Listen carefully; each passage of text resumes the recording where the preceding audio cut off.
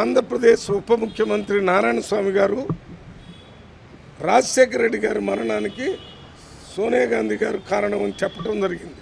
దీన్ని కాంగ్రెస్ పార్టీ తరఫున నేను తీవ్రంగా ఖండిస్తూ ఈరోజు నారాయణ స్వామి గారు ఈ రకంగా అవాస్తవాన్ని మాట్లాడినందుకు వారి మీద కేసు పెట్టాము.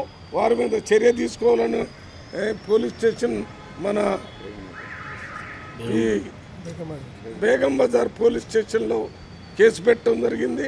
అంతేకాకుండా వారికి ఇంకో రిక్వెస్ట్ చేశాం, ఈ విషయాన్ని సోషల్ మీడియాలో ఎవరు మరి తప్పుడు సమాచారాన్ని చూపించకుండా చర్యలు చూడాలని చెప్పడం జరిగింది. రాజశేఖర రెడ్డి గారు ఆ రోజు పెద్ద తుఫాన్ లాంటి పరిస్థితుల్లో హెలికాప్టర్ యాక్సిడెంట్ జరిగి చనిపోవటం, ఒక 2 రోజుల వరకు బాడీ దొరకపోవటం, కేంద్ర ప్రభుత్వంలో ఆ రోజు యూపీఏ చైర్మన్గా ఉన్నటువంటి సోనియా గాంధీ గారు, మన్మోహన్ సింగ్ గారు అందరూ కూడా ప్రత్యేక శ్రద్ధ తీసుకొని యుద్ధ విమానాలను పంపించి ఇక్కడ చూస్తేనే వారి బాడీ ఎక్కడ పడిందో చివరికి 2 రోజుల తర్వాత తెలిసింది. దాని తర్వాత వారి అంత్యక్రియలకు అందరూ పెద్ద ఎత్తున అటెండ్ కావటం జరిగింది. ఇక్కడ ఉన్నటువంటి మంత్రులు కానీ కాంగ్రెస్ పార్టీ నాయకులు కానీ అందరూ రాష్ట్ర కేంద్ర నాయకత్వం అంతా కూడా రాజశేఖర రెడ్డి గారికి మరి అత్యంత భక్తి శ్రద్ధలతో వారి అంత్యక్రియలు చేయటం జరిగింది. మరి ఇది వారు చనిపోయినంత వరకు మన రాజశేఖర రెడ్డి గారు ఎప్పుడు కూడా కాంగ్రెస్ పార్టీ తరఫున మాట్లాడుతూ వారు అంతిమ కోరిక ఏమని చెప్పారంటే గాంధీ భవన్లో రాహుల్ గాంధీ గారిని ప్రధానమంత్రిగా చూడటమైన ఆయన అంతిమ కోరికని అనేక సార్లు చెప్పారు.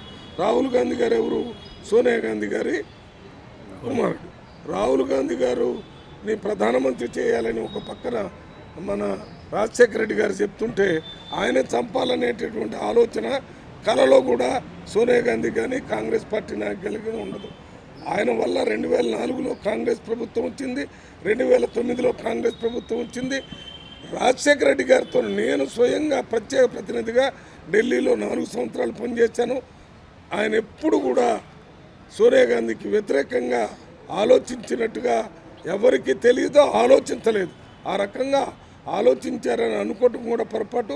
అదే రకంగా సోనియా గాంధీ గారు కూడా ఏ పని చెప్తే ఆ పని రాజశేఖర రెడ్డి గారు చెప్పింది అన్నీ చేయటమే కాకుండా 2009 ఎన్నికలప్పుడు మొత్తం సీట్లన్నీ ఒకేసారి రాజశేఖర రెడ్డి గారు చెప్పినటువంటి పేర్లన్నీ అప్రూవ్ చేసి వారిని గెలిపించేటటువంటి అవకాశం ఇవ్వటం జరిగింది. అంటే ఏ ముఖ్యమంత్రికి ఇవ్వనంత ప్రాధాన్యత సోనియా గాంధీ గారు రాజశేఖర రెడ్డి గారికి ఇచ్చారనే సంగతి అందరికీ తెలుసు. అందువల్ల నారాయణ స్వామి గారు మీరు ఈ స్టేట్మెంట్ని ఎవరు చెప్తే ఇచ్చారో ఏమో, మీరు వెంటనే ఈ స్టేట్మెంట్ని విత్డ్రా చేసుకోవాలి. విత్డ్రా చేసుకోకపోతే మీ మీద చర్య తీసుకోవడం జరుగుతుంది. అంతేకాకుండా మీరు ఇదే కొనసాగించినట్టయితే మేము దీన్ని పెద్ద ఎత్తున ప్రజా ఉద్యమాన్ని కూడా తీసుకొని వస్తామని హెచ్చరిస్తున్నాం.